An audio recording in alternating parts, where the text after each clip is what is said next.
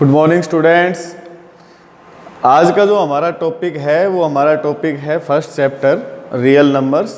First chapter real number से हम हमारा टॉपिक शुरू कर रहे हैं। इसमें हम पढ़ेंगे इंट्रोडक्शन इसके बारे में, रियल नंबर्स के बारे में, Euclid division lemma, the fundamental theorem of arithmetic, rational and irrational number और देयर डेसिमल एक्सपेंशन। इसमें कुछ टॉपिक आपके जो रैशनल इरेशनल नंबर और डेसिमल एक्सपेंशन, इसका कुछ पार्ट हमने 9th क्लास में भी पढ़ा था। चलिए हम हमारा टॉपिक शुरू करते हैं रियल नंबर्स का। रियल नंबर क्या होते हैं? Real number is a value that represents A quantity along A line. Real number के सेट के अंदर हमारे रैशनल नंबर्स होते हैं और इरेशनल नंबर्स होते हैं, जिनके बारे में हमने 9th क्लास में पढ़ा था। रैशनल नंबर्स हमारे क्या होते हैं? जो P अपॉन Q की फॉर्म में होते हैं, जहाँ पे P और Q हमारे इंटीजर्स होते हैं, लेकिन Q 0 के बराबर नहीं होता। और इरेशनल नंबर क्या होते हैं? Those numbers which can not be represented in the form of P upon Q। Rational numbers के सेट में हमारे पास क्या होते हैं? इंटीजर्स होते हैं। Integers includes all positive numbers, all negative numbers along with 0। अब इंटीजर्स के सेट में से अगर हम नेगेटिव नंबर्स को निकाल दें तो हमारे पास बच जाते हैं whole numbers. Whole number consist of all positive numbers along with 0। अब अगर होल नंबर के सेट में से हम 0 भी रिमूव कर दें तो हमारे पास क्या बच जाते हैं? Natural numbers. Only positive numbers 1 2 3 4 etcetera are known as natural numbers. इनके बारे में हम हमारी जूनियर क्लासेस में पढ़ चुके हैं। सबसे पहले हमने नेचुरल नंबर से स्टार्ट किया था। सबसे पहले हमने जब काउंटिंग सीखी थी, शुरुआत की थी हमने हमारी लर्निंग की, तो सबसे पहले हम 1 2 3 से ही शुरुआत करते हैं, ओनली पॉजिटिव नंबर्स सीखते हैं। उसके बाद उसमें 0 इंक्लूड हो जाता है तो वो सेट क्या हो जाता है? होल नंबर्स का। होल नंबर्स के साथ में अगर हम नेगेटिव नंबर्स को भी इंक्लूड कर दें तो वो सेट हमारा क्या हो जाता है? इंटीजर्स का। इंटीजर्स के अंदर अगर फिर हम P अपॉन Q की टाइप के नंबर्स को भी ऐड कर दें, इंटीजर्स को तो P अपॉन Q की फॉर्म में लिख ही सकते हैं, लेकिन फ्रैक्शनल जो नंबर्स हैं उनको भी अगर हम ऐड कर दें, जिनको P अपॉन Q की फॉर्म में लिखा जाता है, where P and Q are integers but Q is not equal to 0, तो उन नंबर्स को हम क्या कहते हैं? Rational numbers. इसके बाद जो हमारे नंबर्स बच जाते हैं जिनको P अपॉन Q की फॉर्म में नहीं लिखा जा सकता, उन नंबर्स को हम क्या कहते हैं? इरेशनल नंबर, जस्ट लाइक √3 पाई एक्सेट्रा। ठीक है, ये हमारा कंप्लीट कंसिस्ट करता है। अगर रैशनल नंबर्स को, इरेशनल नंबर्स को सभी को मिला दिया जाए तो इनको कलेक्टिवली हम क्या कहते हैं? रियल नंबर्स कहते हैं। कलेक्टिवली इनको क्या कहा जाता है? Real number. इसके सेट को हम कैपिटल R से क्या करते हैं? रिप्रेजेंट करते हैं।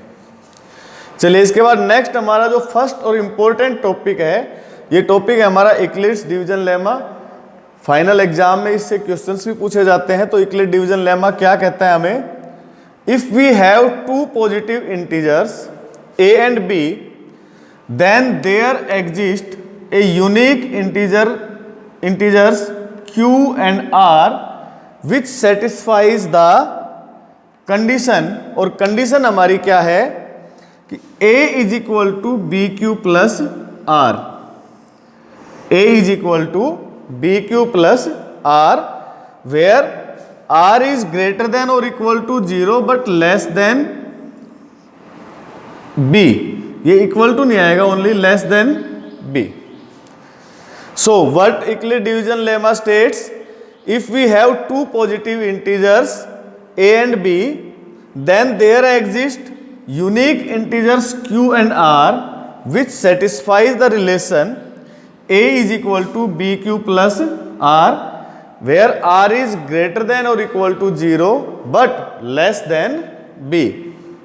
Now इसका यूज हम क्या करते हैं? सबसे पहले इसका यूज हम क्या करते हैं? To calculate the highest common factor of two positive integers a and b, we use Euclid's division algorithm. यहां पर एक एग्जांपल की हेल्प से दिखाया गया है कि यूक्लिड डिवीजन एल्गोरिथम का हम कैसे यूज करेंगे to find the HCF of two numbers. हमने क्या किया है? यहां पर दो नंबर्स को लिया है। एक नंबर तो है हमारा 4052 और दूसरा नंबर है 12,576। आप सभी जानते हैं 8th क्लास में हमने पढ़ा था HCF फाइंड आउट करना, डिवीजन मेथड से HCF फाइंड आउट करना सभी जानते हैं। तो हम क्या करते हैं, सबसे पहले 12,576 को डिवाइड करेंगे 4052 से और उसको यूक्लिड डिवीजन लेमा की कंडीशन के अकॉर्डिंग हम लिखते हैं A is equal to BQ plus R।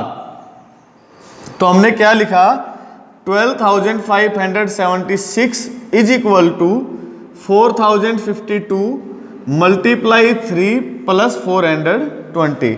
इसका मतलब क्या है कि जब हमने 12,576 को डिवाइड किया था 4052 से, तो ये 3 टाइम डिवाइड हुआ था। 3 हमारा क्या था, क्वोशेंट था, और 420 हमारा क्या था, रिमाइंडर था। ये हमारा रिमाइंडर था और ये हमारा क्या था, क्वोशेंट था। नाउ अब हमारे पास रिमाइंडर बचा हुआ है। अब हम क्या करेंगे, जिस नंबर से हमने इनिशियली डिवाइड किया है उस नंबर को डिवाइड करेंगे बचे हुए रिमाइंडर से। तो सेकंड स्टेप में हमने क्या किया, 4052 को डिवाइड किया है 420 से, ये 9 टाइम्स गया, 9 हमारा क्वोशेंट आ गया और रिमाइंडर हमारा क्या बच गया, 272। नाउ थर्ड स्टेप में यहाँ पे क्योंकि रिमाइंडर बचा हुआ है, ये स्टेप्स हम फॉलो करेंगे कब तक, जब तक हमारे पास रिमाइंडर में यहाँ पे क्या ना आ जाए, 0 ना आ जाए। तो अब हम क्या करेंगे, 422 को डिवाइड करेंगे थर्ड स्टेप में। रिमाइंडर था हमारा 272, तो 272 से डिवाइड किया, ये 1 टाइम गया, रिमाइंडर कितना बच गया, 148। फिर 272 को 148 से डिवाइड करेंगे, 272 को 148 से डिवाइड किया, ये फिर 1 टाइम गया और रिमाइंडर क्या बच गया हमारा, 124। नेक्स्ट स्टेप में 148 को डिवाइड करना है 124 से, तो 124 इंटू 1, रिमाइंडर कितना बचेगा, 24। नाउ 121 को हम डिवाइड करेंगे 124 को डिवाइड करेंगे 24 से, तो ये 24 से 5 टाइम जाएगा, रिमाइंडर कितना बच गया, 4। अब हमें क्या करना है, 24 को डिवाइड करना है कितने से, 4 से।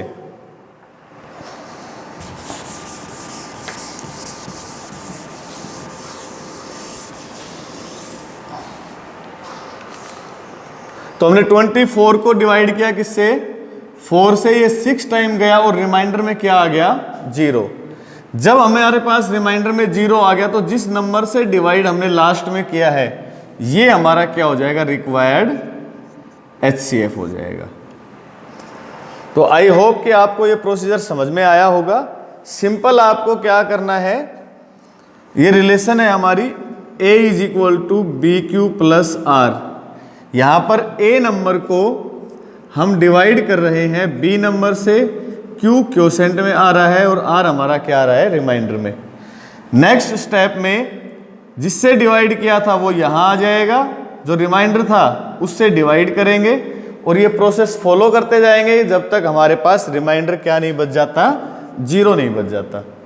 तो आप ये 3 क्वेश्चंस में असाइनमेंट में दे रहा हूँ, 135 एंड 225 का, इनका HCF आपको निकाल के दिखाना है और आपको ये सोल्व करने हैं। आई होप आपको समझ में आया होगा। तो हम कल हमारी नेक्स्ट क्लास को शुरू करेंगे, इसके आगे कंटिन्यू करेंगे। Thank you very much.